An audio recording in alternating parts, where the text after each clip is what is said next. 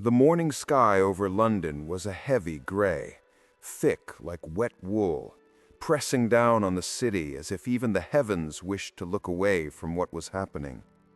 The streets were cold, narrow, and filled with the smell of mud, smoke, and fear. People gathered quickly, whispering, pointing, stepping back as soldiers pushed through. Their boots slammed against the stones. Their hands gripped the ropes tied tightly around the wrists of a woman whose life was already being counted in hours, not days. Her name was Eleanor Cobb. Her dress was torn from the struggle. Her hair, once neatly braided, now hung loose and wild across her face. Mud covered her feet, her arms, even her cheek where she had fallen only moments before. Her breath came in short, painful bursts as two guards dragged her forward, one pulling the rope, the other pushing her from behind. She stumbled again. A guard yanked her upright. "Move," he growled. "You will reach the tower either standing or broken." A couple of onlookers gasped. A child hid behind his mother's skirt. A man muttered, "Witch," under his breath.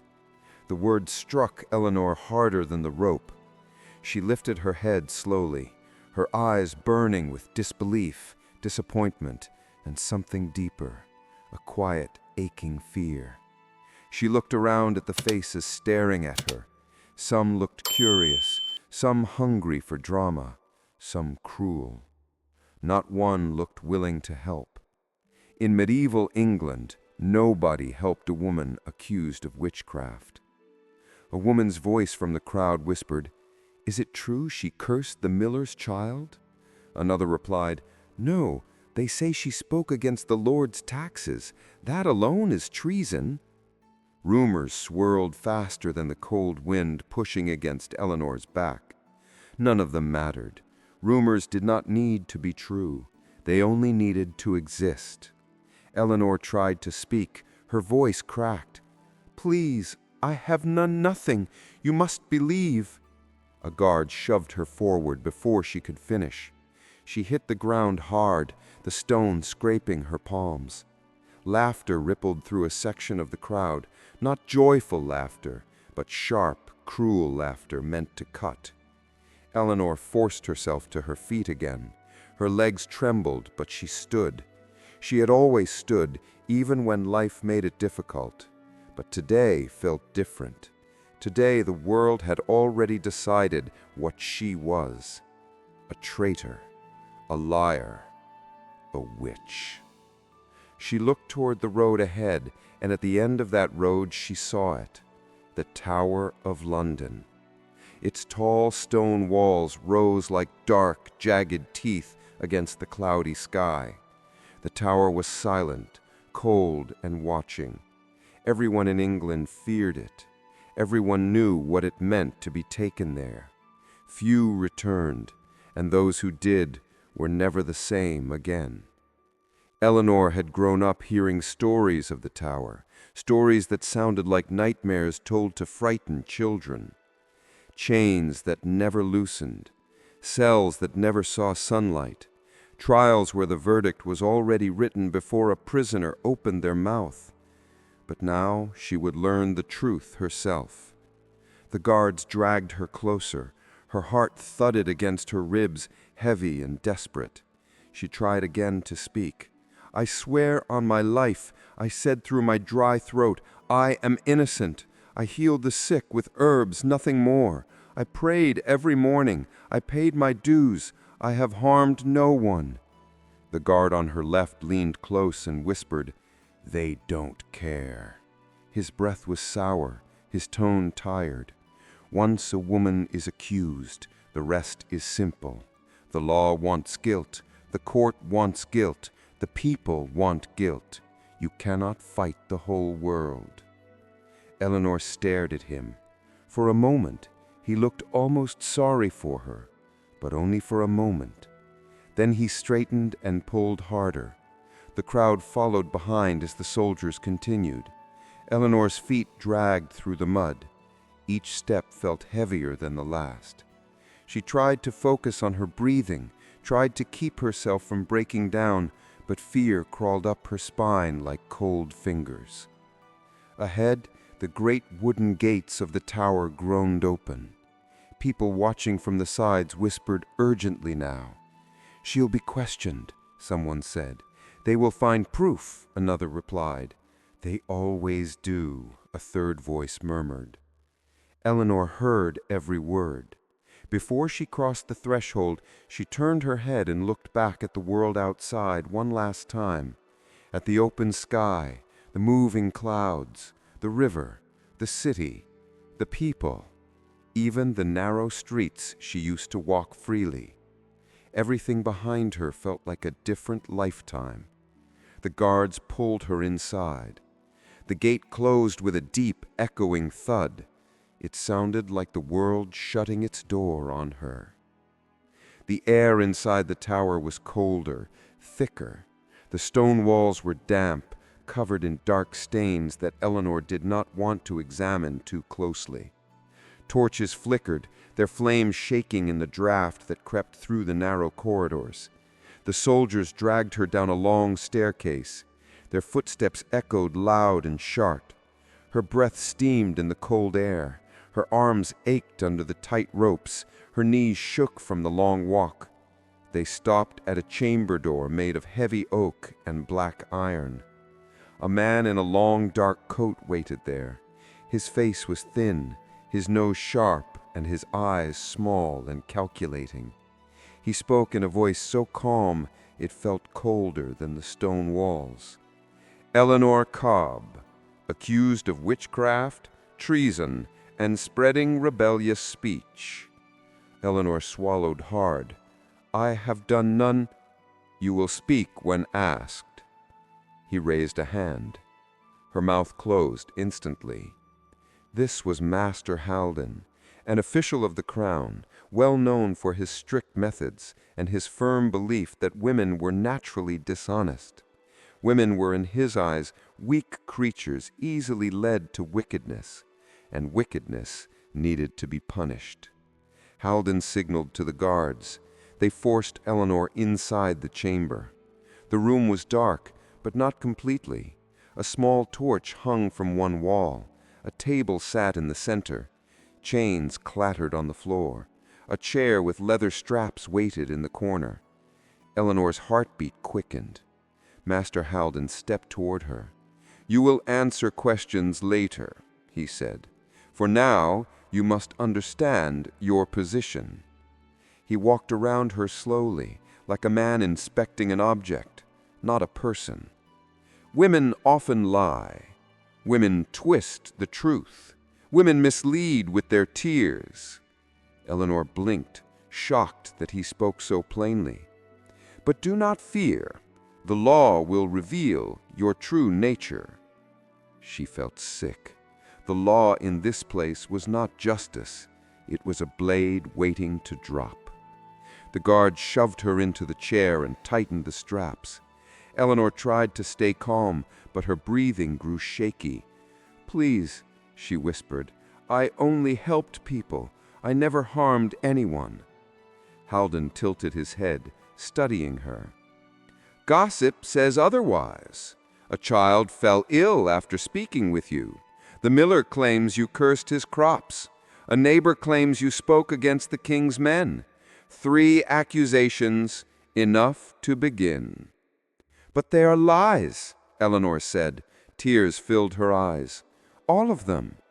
Halden smiled, a thin, chilling smile. "Then the truth will come out. Soon." He stepped back. The torchlight flickered across his face, making him look even colder. Eleanor felt the fear settle deep in her chest. She suddenly understood. This was not a place for truth. This was a place for endings. The door opened again, and a different guard entered. "Cell is ready," he said. Halden nodded. The straps were removed. Her arms were grabbed again. She could barely feel her fingers. As they dragged her down the final hallway, she whispered a prayer under her breath, not because she believed it would save her, but because she needed something to hold on to. They reached a small stone cell. The guard pushed her inside. She fell on the hard floor. The door crashed shut. Darkness wrapped around her like a cold blanket. Eleanor curled her knees to her chest. She pressed her forehead against the stone and tried to breathe. Her world had changed in a single morning. Her life was no longer her own. The tower would decide her fate, and the tower had never been kind to women. Eleanor did not know how long she lay on the cold stone floor. Time inside the tower moved differently, slower, heavier, crueler. The air tasted of damp earth and metal. Her arms and legs ached from the long walk and the rough handling. Her throat was dry, her lips cracked, and her mind struggled to understand how her life had changed in a single day. The cell was small and shaped like a square, too narrow for her to stretch her legs fully. A single slit in the wall acted as a window, but it was no bigger than her hand, and the light that entered was weak and colorless. The smell of old straw filled the space, mixed with something sour she could not name. It was a place meant to break a person slowly. Eleanor lifted her head and whispered to the dark, "Why me?" She knew the question had no answer, but her heart still asked it. A distant scream echoed from somewhere deeper inside the tower. The sound was sharp, painful, almost animal-like. Eleanor froze. Fear wrapped itself around her spine and squeezed. This was not a place of justice. It was a place of pain. She hugged her arms around her knees and pressed her back against the wall. The stone was freezing, but she needed something solid to lean on. Her thoughts drifted back to the morning, the crowd, the ropes, the whispers, the way the guards dragged her like she was already guilty. She replayed every moment, trying to understand how everything had gone so wrong. She had lived her life quietly. She kept to herself, helped people with herbs, listened to the stories of the village women, cared for sick children, and spoke kindly to those who needed comfort. And yet, here she was, not because she was dangerous, not because she was wicked, but because the world did not forgive a woman who spoke too boldly or stood too confidently. A small metal flap on the cell door clanged open, startling her. A rough voice ordered, "Stand!" Eleanor scrambled to her feet, wiping her face quickly. She did not want to appear weak, but her legs trembled anyway. The door opened, and a guard stepped in, holding a torch. His shadow stretched across the floor, long and twisted. He grabbed her arm and pulled her out of the cell without explanation. "Where are you taking me?" she whispered. He did not answer. The corridor outside was narrow, lit by torches fixed to the walls. The flames flickered violently as cold wind passed through cracks in the stone. Their footsteps echoed as they walked, each step heavy with dread. They reached a large wooden door. The guard pushed it open and shoved Eleanor inside. The chamber was different from the one earlier. It was larger, with torches burning on every wall. In the center stood a long wooden table covered with scrolls, quills, and pieces of parchment. A large iron brazier burned in the corner, filling the air with dry heat. Master Halden stood near the table, his hands behind his back. He turned slowly when Eleanor entered, his face expressionless. "So," he said calmly, "the accused is awake." "I have not slept," she whispered. Master Halden raised an eyebrow. "Good. The guilty should not sleep easily." Her throat tightened. "I am not—" "Silence! Master Haldon said sharply. "You will answer only when asked." The guard forced her to sit on a low stool while Haldon reached for a quill. He dipped it into ink and prepared a parchment. "We begin your questioning," he said. Eleanor's heart hammered. This was too soon, too fast, too sudden. "Master Haldon," she said softly, trying to control her shaking voice, "I begged you. I am innocent." He looked at her with cold interest. "Innocent?" he repeated. "Do you believe saying it makes it true?" Eleanor swallowed. "Because it is true." Haldon leaned forward slightly, his eyes narrowing. "Women often confuse their feelings with facts. You may believe yourself innocent simply because your heart wishes it, but the law does not care for feelings." He moved around the table slowly. "The people have spoken. Rumors have grown. Witnesses have come forward."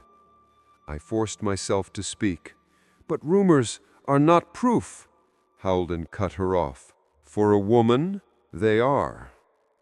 Eleanor felt her breath catch. His words hit her like a slap. Haldon walked to the table and lifted a small scroll. He unrolled it carefully. "Here is the first accusation. The miller's child fell ill after touching your herbs. The mother believes you cursed the boy." Eleanor shook her head.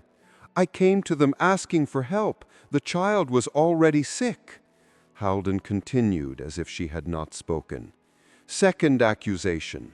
The miller claims you cursed his crops after a disagreement." "That is a lie," I cried. "I refused to pay for the herbs. I said nothing to him." Haldon turned another scroll. "Third accusation. A neighbor claims you speak against the king's taxes." Eleanor blinked, confused. "I only said the taxes were too heavy for the poor. That is not treason." Haldon gave her a cold smile. "A woman speaking on matters of law. That alone is dangerous." Eleanor felt her stomach twist. Every word he used against her felt like a knife.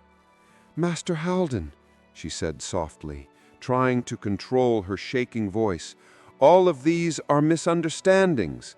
None of them mean witchcraft or treason." He stared at her for a long moment without blinking. "Misunderstandings," he repeated. "A convenient word."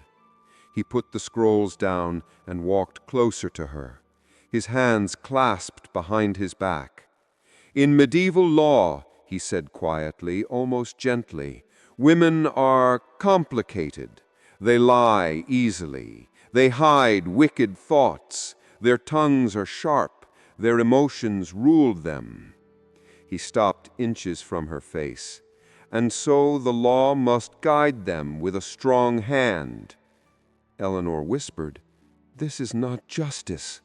Haldon's expression did not change. "Justice is whatever the crown decides it is." She felt tears rise, but she fought them back. She refused to give him the satisfaction. Haldon motioned to the guard. "Prepare her. If she refuses to speak the truth, we will continue tomorrow." Eleanor's heart dropped. "What do you mean, prepare me?" Haldon walked away, speaking calmly as he sorted his papers. "This is only to encourage honest testimony. You will learn quickly."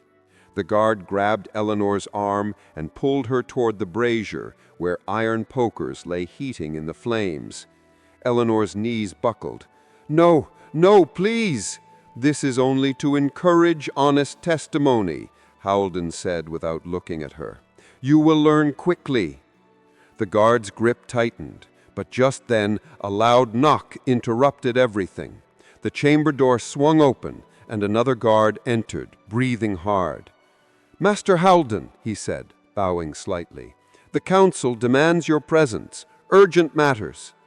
Haldon clicked his tongue in frustration. "So early. Very well." He turned to Eleanor. "We continue this tomorrow." The guard dragged her backwards. Eleanor's breath trembled with relief and terror mixed together. The pokers cooled as Haldon left the room. Eleanor was pulled back into the corridor, then down another cold hallway. The guard said nothing. His grip was rough and unkind. They reached her cell. He shoved her inside hard. She stumbled and nearly fell. The door slammed shut. The darkness returned. Eleanor leaned against the door, her whole body shaking. She sank slowly to the floor, her hands over her face. She had thought the tower was a place where truth would be heard. She had thought her innocence would matter. But now she understood. The tower was not waiting to find the truth. The tower was waiting for her to break.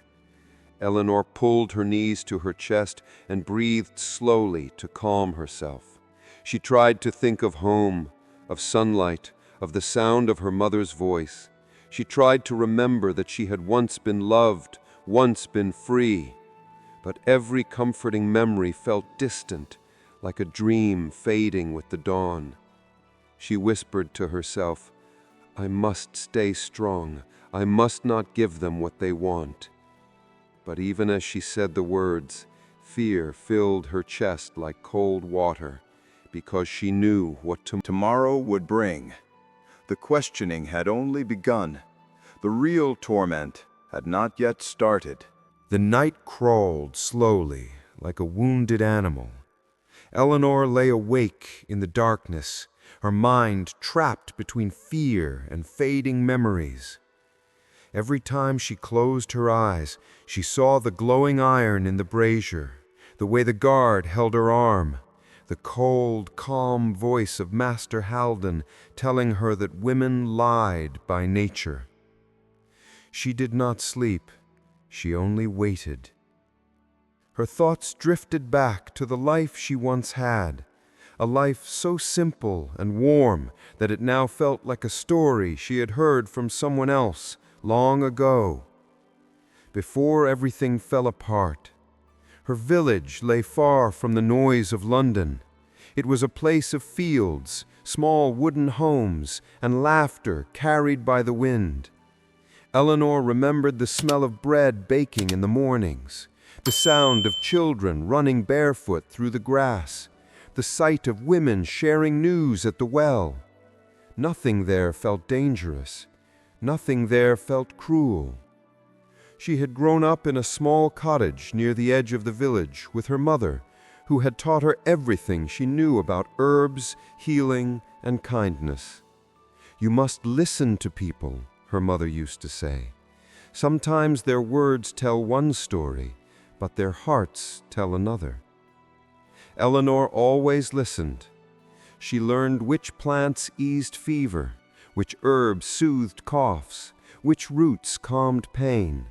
She watched her mother help women through childbirth, comfort grieving families, and share food with hungry neighbors. People trusted her mother, and for a long time they trusted Eleanor too. But trust was fragile in medieval times, especially when it was placed in the hands of a woman. Eleanor remembered the first crack in that trust, a small moment that had seemed unimportant back then, but now felt like the beginning of everything. It was a summer afternoon. She had visited the miller's house with a bundle of herbs for his sick son. The child had a fever. His skin was hot, and his breathing was weak. Eleanor had knelt beside the boy gently. She remembered his tiny fingers clutching her wrist. "He will recover," she told the miller's wife kindly. "Give him this tea 2 times a day." The woman nodded gratefully, but the miller himself stood by the door, arms crossed, staring with suspicion. "You and those plants. A man should trust what he can see. These leaves look like weeds." Eleanor kept her voice soft. "Not weeds, medicine." The miller grunted. "If the boy worsens, I'll know who to blame." His wife gasped. "Don't speak like that. She's helping." Eleanor left quietly, But the miller's words stayed with her, not because they frightened her, but because they reminded her of a deeper truth, one she tried to ignore. Men did not like when a woman held knowledge. Men feared what they did not control. Still, the boy's fever broke after 2 days. He recovered fully. Yet the miller never admitted when he was wrong, never thanked her.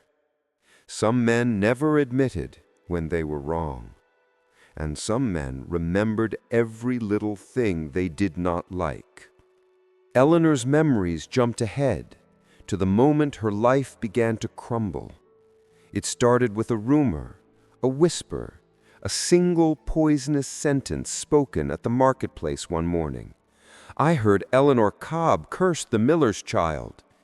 She turned sharply, shocked. That is not true. But the woman who said it shrugged. People are talking. I only repeated what I heard. Rumor was like a spark in dry grass, small at first, but growing fast, unstoppable. The next day, another voice added, the miller's crops died after she argued with him. Then someone else said, she speaks too freely. A woman should not speak against the king's taxes.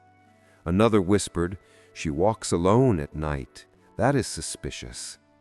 Eleanor could feel the walls closing in long before the tower guards came for her. She tried to explain. She tried to reason. She tried to show kindness. But medieval justice was not built on kindness. It was built on fear, control, punishment, and women, most of all, were easy targets. Eleanor remembered the day before her arrest clearly, too clearly. She had walked to the river, hoping the fresh air would calm her. The sky was warm, the water soft and shimmering. Birds flew above her in slow circles. But even in nature, she felt watched. When she returned to the village, 3 men stood at the entrance.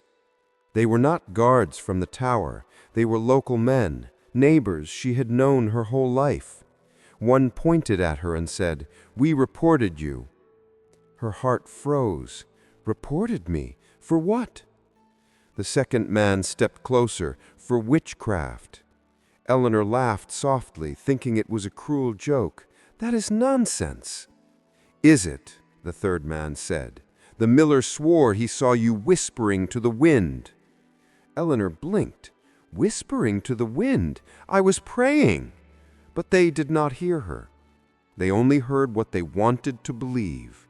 Fear makes people see monsters where there are none. She had tried to walk past them, but one grabbed her arm. She pulled away quickly, but he looked at her as if she had attacked him. You see, he shouted, the witch grows bold. Everything spiraled from there. Women in the marketplace whispered behind her back. Men looked at her with disgust. Children were pulled away from her as if she carried disease.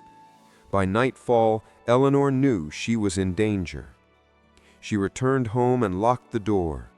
She sat near the fireplace with a candle burning, trying to calm her breath. Then she heard the distant sound of horses, then metal armor, then the voices of armed men. The tower guards had come. Her mother had once told her, if the tower ever calls your name, run. But Eleanor did not run. There was nowhere to go. The moment she stepped outside, the ropes went around her wrists, and now she was here, alone, in a stone cage. Back to the present. A loud clang snapped Eleanor out of her memories. The metal flap on her cell door opened, and a harsh voice ordered, "Stand!" Eleanor pushed herself up slowly, her body sore and stiff. Her heart thudded painfully as the door swung open. A guard stepped in holding a torch. "Master Halden wants you." Eleanor felt her stomach twist. "Now?" "Yes, follow." She walked carefully, her legs shaking. The corridor was dark, except for the guard's torch. Shadows danced on the walls. Water dripped from the ceiling. A rat scurried across the floor. Every step felt like it carried her deeper into a nightmare. Finally, they reached another chamber, colder, darker than the last. This one had a table with ropes, a chair with restraints, a wheel with attached cords. A set of iron tools lay neatly on a shelf. Eleanor felt her blood turn to ice. And in the corner stood Master Halden, hands clasped behind his back. "Eleanor Cobb," he said calmly, "today we continue." He walked slowly toward her. "Today you will tell the truth of your crimes." Eleanor lifted her chin, her voice shaky but firm. "I have done no crimes." Halden smiled slightly. "Then you have nothing to fear." But Eleanor did fear. Her body trembled. Her breath shook. Halden nodded to the guard. The guard stepped forward and grabbed Eleanor's wrist. Her heart pounded like thunder. Halden circled her like a wolf watching a trapped creature. "You see," he said softly, "a woman's confession is often hidden behind her stubbornness. If we do not persuade her, she will lie forever." Eleanor's throat tightened. "I am not lying." Halden stopped and looked her directly in the eyes. "We shall see." He motioned to the guard. "Place her in the chair." The guard dragged her toward the wooden chair with straps. Eleanor's feet scraped across the floor as she resisted. "Please," she whispered, "please listen to me. I helped that boy. I healed him. I never harmed anyone." Halden's voice remained calm, cold. "Then you should be eager to prove your innocence." He leaned closer. "And yet all evidence says otherwise." Eleanor shook her head. "That evidence is hate, fear, lies." Halden tilted his head slightly. "Perhaps, but the court trusts witnesses, not women." The guard forced her down into the chair. Leather straps tightened around her wrists, her arms, her ankles. Eleanor gasped as the final strap squeezed her waist. She was trapped, completely powerless. Halden stepped back, folding his hands. "Now," he said softly, "we begin." Eleanor's breath trembled. She closed her eyes for a moment and whispered to herself, "I must not break." But inside her chest, fear whispered back, "They will make you." The next morning, Eleanor woke to the sound of distant bells ringing through the tower. Her body ached from being restrained the night before. Every joint and muscle felt stiff, every bone heavy. The cold stone floor had been unforgiving, and the sleep she tried to grasp had been shallow and broken. Her mind, however, had not rested. Memories and fears tangled together like threads of a rope slowly tightening around her throat. She tried to sit up, but the cell door opened almost immediately. A guard stepped in, torch in hand, his face impassive. "Master Halden awaits." Eleanor rose slowly, her legs trembling. Her heart thumped with a mix of dread and stubborn defiance. She was terrified, but somewhere deep inside, a small spark refused to die. She followed the guard through narrow corridors, her footsteps echoing in the cold silence. Each step brought her closer to a room she had learned to fear even more than the darkness, the interrogation chamber.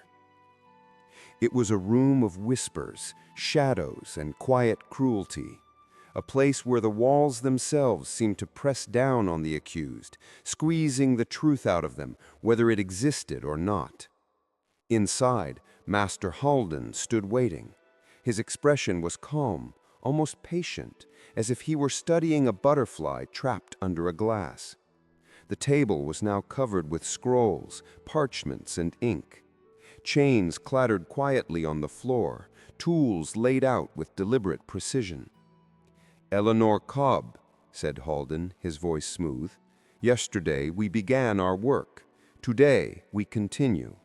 Are you ready to speak the truth?" Eleanor's lips trembled, but she straightened her back. "I have nothing to confess," she said softly, though her voice shook. "I did nothing wrong." His eyes narrowed slightly. "We shall see. The law is patient, and it will uncover what lies hidden in a woman's heart." Eleanor's stomach turned cold. The law.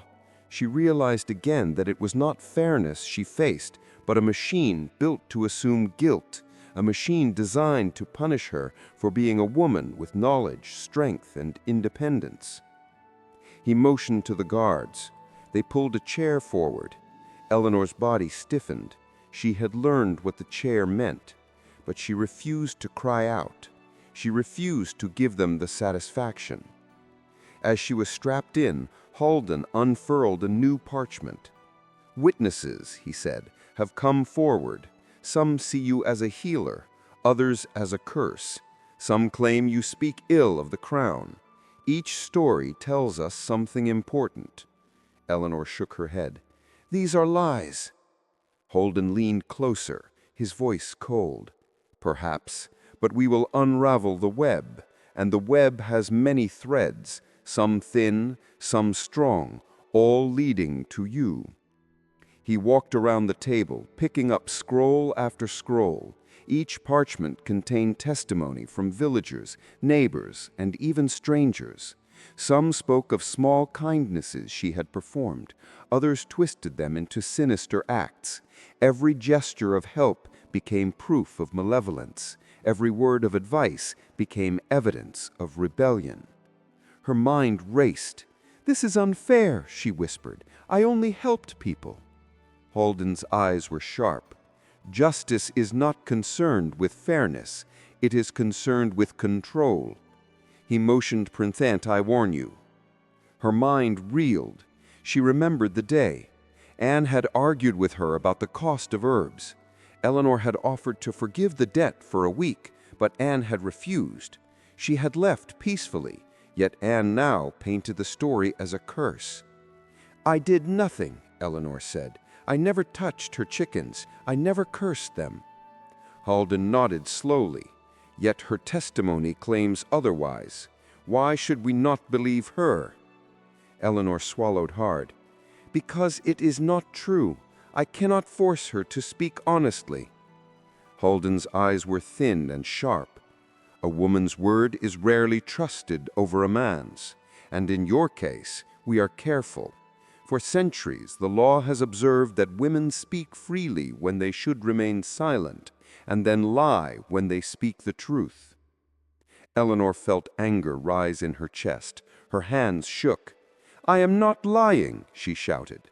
Halden raised a hand. "Quiet," he commanded. "Anger is expected. We are patient. You will answer truthfully, or the court will find truth without you." The guards tightened the straps around her arms and legs. The chair held her firmly, leaving her only small movements. Her heart pounded against her ribs. Fear and fury warred inside her. Halden motioned again to the scrolls. "Now we examine the miller's son. He claims that after you visited, he fell ill. What say you?" Eleanor bit her lip. "He was already sick. I brought herbs to help him recover, not to harm him. He recovered quickly because of the medicine." Halden studied her face as if testing her resolve. "And yet the mother believes otherwise. Women's testimony is tricky, is it not? She believes the child was cursed." Eleanor's voice broke. "That is false. I healed him." "Do you expect me to believe that your word is stronger than hers, that her eyes see less clearly than yours?" Halden asked, his voice eerily calm. Eleanor wanted to scream, to throw herself at him, to plead for justice. But she knew screaming would not save her. Pleading would not save her. Justice had already abandoned the tower. "Every accusation," Halden continued, "becomes a thread. Each thread weaves together, and the fabric always points to the accused. Do you understand?" Eleanor's throat tightened. I understand, but I am innocent." Halden's eyes gleamed. "We shall see." He moved to another parchment. "Your words against the miller, Eleanor Cobb, are deemed rebellious by some. You spoke against taxes, did you not?" Eleanor's lips quivered. "I said only that the taxes are harsh on poor families. That is not rebellion, that is truth." Halden nodded slowly. "Truth is irrelevant. In a woman, even truth can be dangerous. The law assumes that your heart contains deception, that you speak for motives hidden even from yourself. And when a woman is accused, the law bends to uncover her guilt, whether it exists or not." Eleanor's mind raced. She realized fully the trap. Every word she said could be used against her. Every denial could be twisted into admission. Every explanation could become evidence of cunning. The weight of centuries of injustice pressed down on her. She felt small, fragile, almost invisible. And yet, a spark inside her refused to die. Something stubborn, something human, whispered that she was not yet defeated.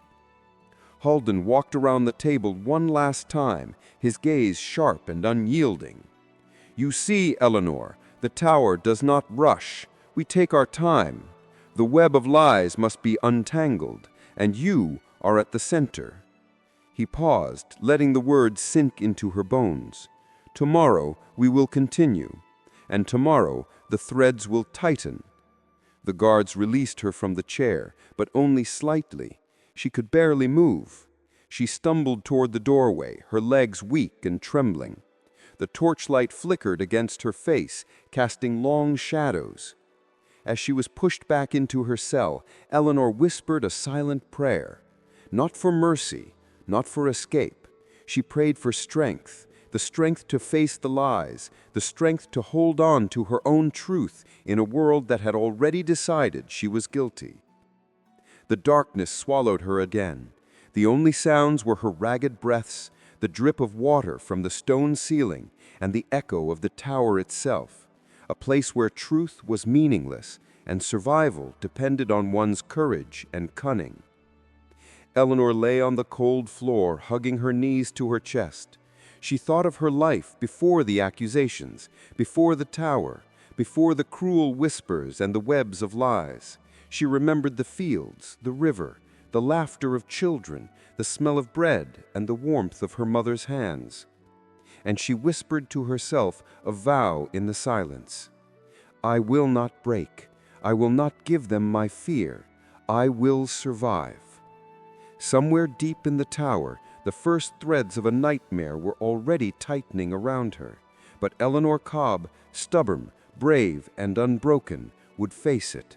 And though the road ahead was dark, she refused to surrender.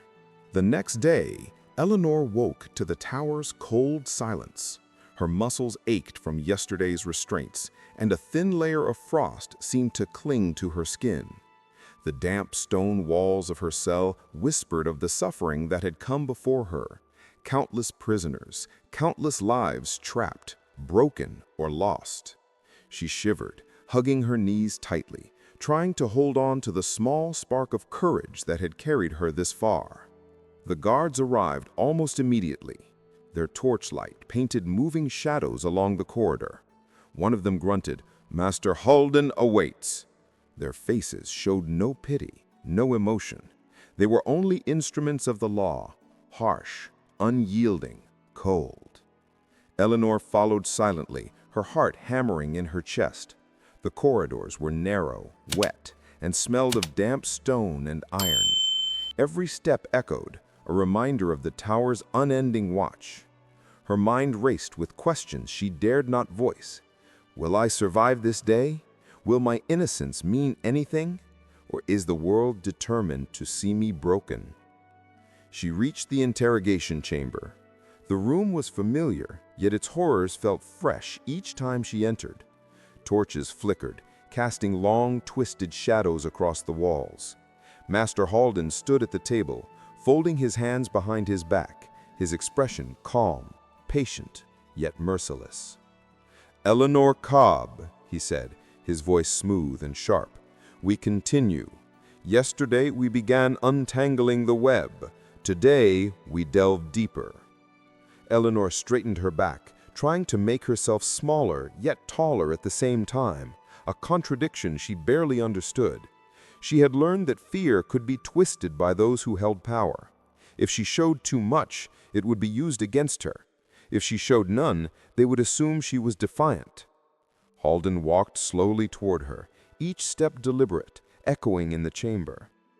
"Tell me, Eleanor," he said softly, almost kindly, "why do people accuse you? Why do your neighbors speak of curses, of treason, of whispers against the crown?" I do not know. I have harmed no one. I have only helped." And yet the threads of the web grow tighter. Each witness brings new strands. Each accusation adds weight. Do you understand how dangerous your position is? Eleanor's lips trembled. "Yes, but it is not true." "Truth," Halden said, leaning closer, "is a fragile thing. In a woman, it can be hidden, distorted, or denied. And the law is patient. It waits until even the strongest resolve bends." The guard stepped forward and forced her into the chair again. Leather straps bit into her wrists, her ankles, her waist. She gasped as the final strap tightened. Fear wrapped around her heart like cold chains, but she fought to keep her voice steady. "First, we examine the miller's son again," Halden said, unrolling a scroll. "He claims you cursed him. Why did he fall ill after your visit?" Eleanor's throat felt dry, but she spoke. "He was already sick. I brought him medicine. I only helped him." Halden studied her, his eyes unblinking. "Do you expect the court to believe a woman over witnesses? Do you understand that women are often disbelieved, assumed guilty from the start?" Eleanor swallowed hard. "I understand, but I am innocent." Halden nodded slowly, as if confirming something to himself. "Then you will help us untangle the web. We begin with Anne Foster." Eleanor's heart sunk. Anne's testimony had been twisted. Small disagreements turned into curses. Halden recited her words. "She claims that after a dispute, you cursed her chickens. She says she saw them die within days. How do you respond?" "I offered her a delay in payment for the herbs she refused to accept. I never cursed anything. I never intended harm." "And yet she believes you cursed them. Do you see how easily perception becomes proof?" Eleanor wanted to shout, to throw herself at him, to tell him that truth and lies were not the same. But she remained silent, knowing that defiance might bring more pain. "Next," Halden continued, "we examine your words against the crown. You spoke of taxes being heavy on the poor. Your speech was heard by witnesses who claim it encouraged rebellion. How do you answer?" "I spoke of injustice. I spoke of fairness. That is not rebellion." Halden's gaze pierced her. For a woman, even the truth can be dangerous. Words from a woman carry weight only if they are silenced quickly. And you spoke boldly. Eleanor felt the weight of centuries pressing on her. Centuries in which women were punished for knowledge, for courage, for simply being. Every word she had spoken, every act of independence now became evidence against her. Every small kindness she had offered to the sick or the poor was now a weapon used to accuse her. Halden motioned to the guards. "Leave her," he said. "We will continue after a brief pause." The guards released her, but her muscles ached too much to stand easily. She sank to the floor, resting her head against the cold stone wall. She closed her eyes, trying to breathe steadily, trying to hold on to the small spark of courage that had carried her this far. But fear gnawed at her, whispering cruelly, "They are patient. They have all the power. You are alone." Eleanor lay there for what seemed like hours, listening to the tower's sounds. Water dripped steadily from somewhere above, echoing in the stone halls. Rats scuttled along the corridors, their claws scratching against the walls. The faint moans of other prisoners drifted in the distance, reminders that she was not the only one trapped here, yet somehow the loneliness felt absolute. She thought of her life before the tower, the warmth of her mother's hands, the laughter of children she had helped, the smell of herbs drying in the sun. Those memories were fragile now, like glass slipping through her fingers, but she clung to them. They were the only proof that life outside this stone prison had once been good, simple, and free. The door opened again, and a different guard entered with a tray of food, stale bread and thin soup. Eleanor did not care to eat, though hunger gnawed at her belly. She focused instead on surviving, on keeping her mind sharp and her spirit intact. Eating might make her stronger physically, but her heart and courage were what she needed most to endure what lay ahead. Later that day, Halden returned with news. A new witness had arrived. A man named Thomas Gray, a tradesman who had seen Eleanor speaking to children near the market, claimed that she had whispered incantations. His words would now form another thread in the growing web. Eleanor's stomach tightened. "Whispered incantations," she murmured. "I was speaking kindly to children." Halden nodded. Perception is everything. And in the case of women, perception becomes reality very quickly. You will speak with him. Your responses will be recorded. Every nuance of your tone, every hesitation, every denial will be noted. Nothing is forgotten. The guards dragged her to the room where Thomas Gray waited. His eyes were wide, his expression a mix of fear and anticipation. Eleanor's chest tightened. She knew this was another trap. His words could easily be twisted. His fear might be used to accuse her further. She needed to be careful. Every sentence, every gesture, every breath mattered now. Halden began the questioning. "Thomas Gray, what did you see?" I saw Eleanor Cobb speaking to children near the market. She whispered things. I do not know what they meant, but it felt strange." Halden nodded thoughtfully. "And Eleanor, how do you respond?" Eleanor took a deep breath.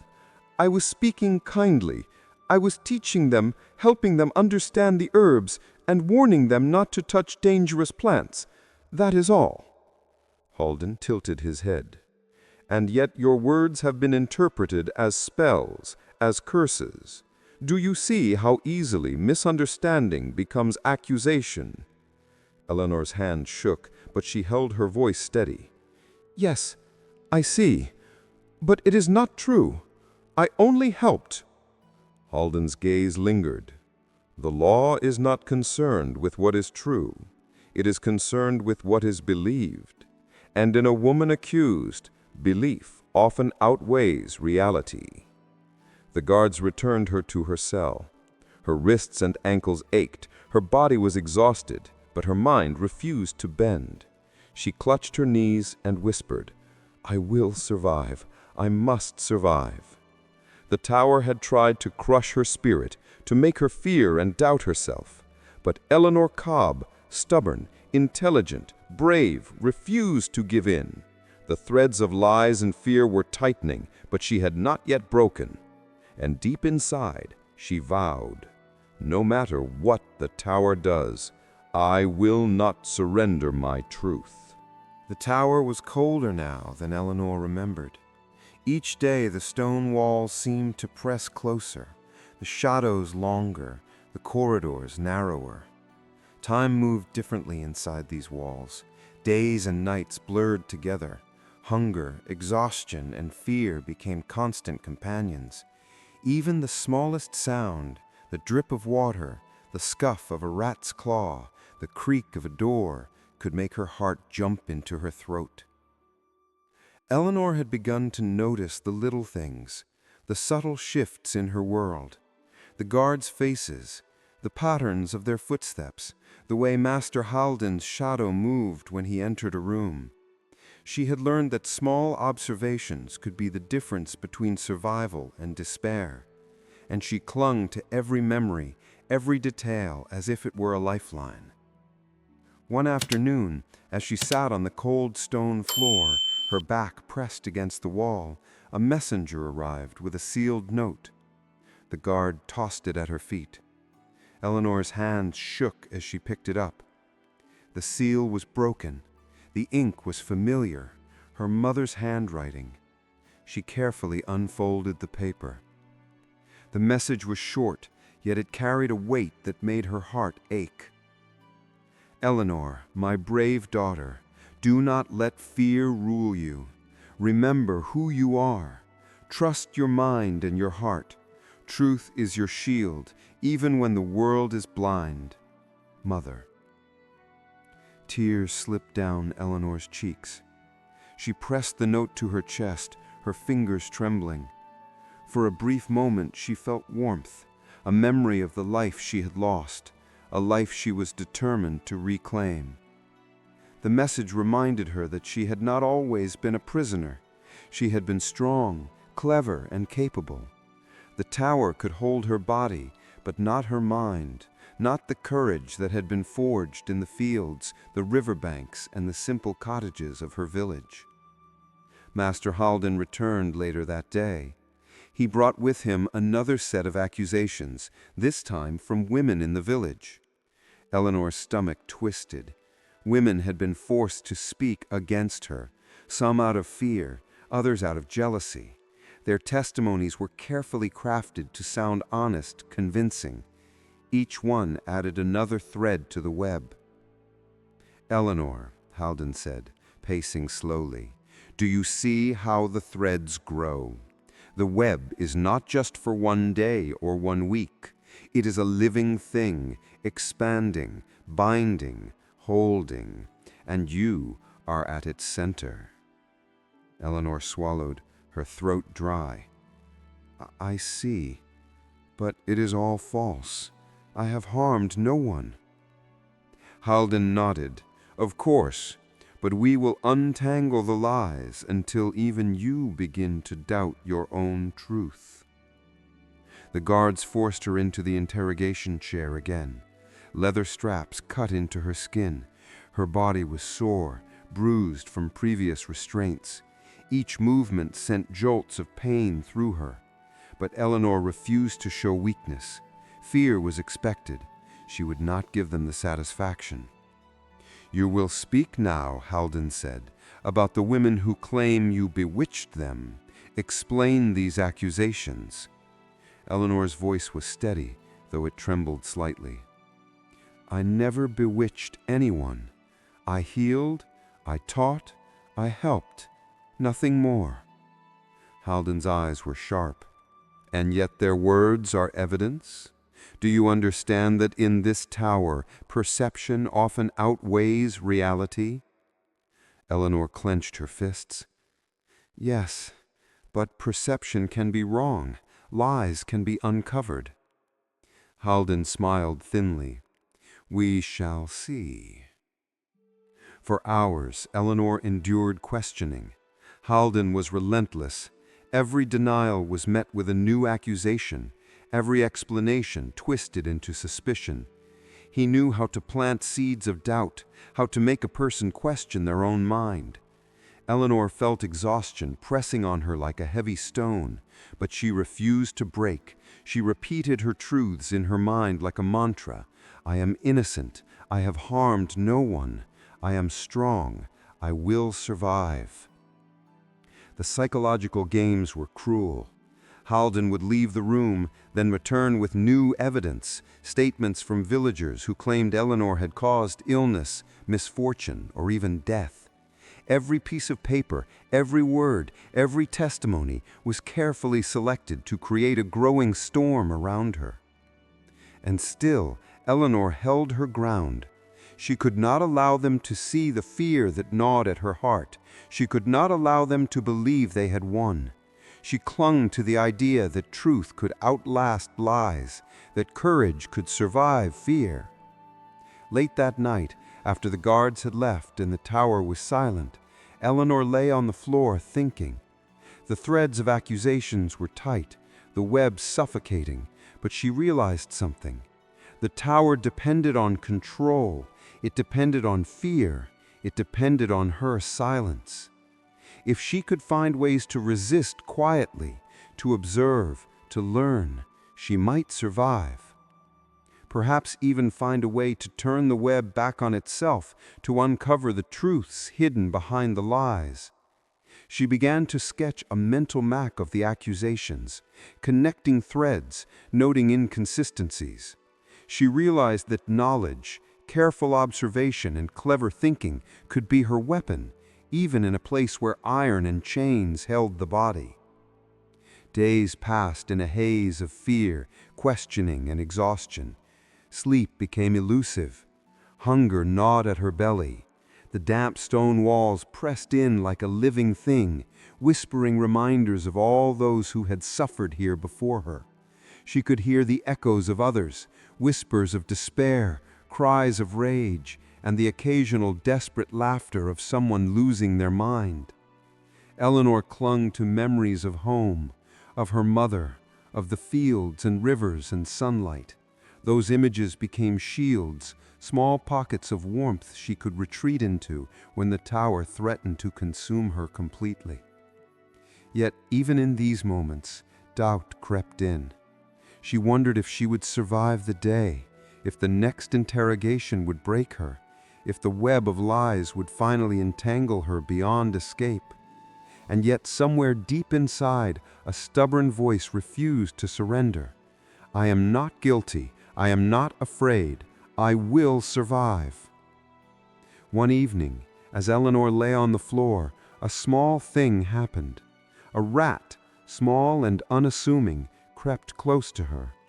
It paused, looked at her, then scurried away. She smiled faintly.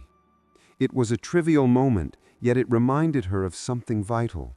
Life persisted even in darkness, even in the tower, even under chains and fear.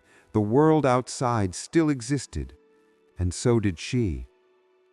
Eleanor realized that survival required patience, observation, and courage. She could not confront Halden directly, not yet.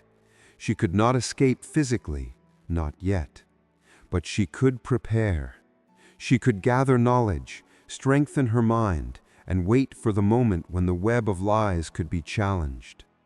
For now she whispered to herself, a vow in the silence: "I will survive, I will endure, and one day the truth will shine."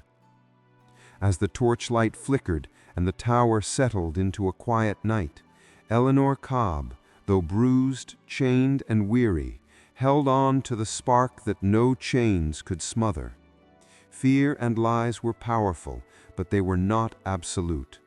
Courage, cunning, and truth were weapons she had yet to fully wield. The shadows of the tower were long, and the threads of the web were tightening. But Eleanor was not yet broken, and deep inside, she knew that her story, the story of a woman accused, trapped, and falsely condemned, was only just beginning.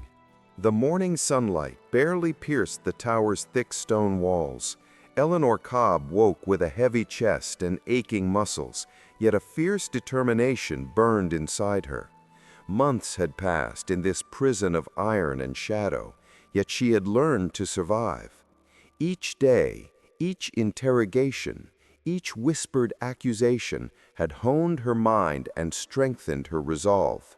She had seen the patterns of fear, deception, and cruelty, and she now understood the tools she could use to protect herself. The guards arrived as always, but Eleanor's heart no longer jumped. She stood slowly, her back straight, her eyes clear. They saw a prisoner, yet the defiance hidden beneath her frailty was invisible to them. "Master Halden awaits," the lead guard said, his voice lacking emotion. Eleanor followed silently. The corridors echoed with every step, but this time she walked with purpose. Each sound, each shadow she catalogued in her mind. Every guard had a routine. Every moment held opportunity, if one only watched closely enough. She was led to the large chamber where the court would hear her final testimonies. Master Halden stood at the front, surrounded by parchments, witnesses, and men who had sworn to uphold the crown's law. The atmosphere was tense, yet Eleanor felt no panic. Months of fear had tempered her courage. She would not falter now. "Eleanor Cobb," Holden said, his voice calm but piercing. "Today, the threads of accusation converge. The witnesses speak, the evidence is reviewed, and the truth will finally emerge." Eleanor took a deep breath. She remembered the words her mother had written. "Truth is your shield," and now she would wield it. The first witnesses were brought forth. Villagers, neighbors, tradesmen, and women coerced to speak against her. Each voice accused her of small evils, whispered purses, misfortunes visited upon livestock, rebellious words spoken against taxes and men in power. Eleanor listened, holding herself still, waiting. When her turn came to speak, she stood with quiet confidence. Her voice, though soft, carried clarity and strength. "I am innocent," she said. "Every accusation against me is false. I have healed, I have taught, and I have cared for those in need. I have harmed no one." The courtroom murmured. Some whispered doubts, some sneered, but Eleanor did not falter. She knew the law assumed guilt in women like her. She knew perception outweighed reality, but she also knew that truth, carefully presented, could break even the strongest chains of fear. Eleanor asked to examine each witness carefully. She spoke with patience and calm, asking precise questions that revealed inconsistencies in their testimonies. "You claim I cursed your chickens," she said to Anne Foster. "Yet the same flock thrived after you sold some to a neighbor. How then could my words harm them?" Anne faltered, confusion spreading across her face.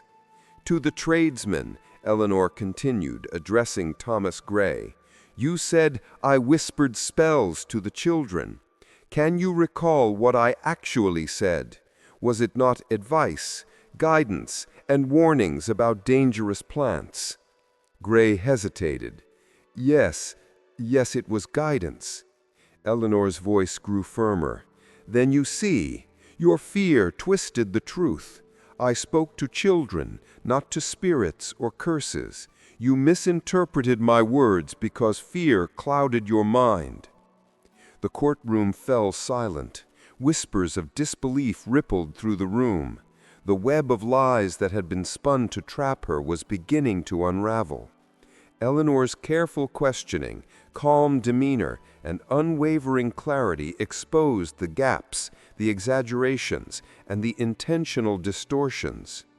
Halden's expression remained unreadable, but Eleanor sensed a shift.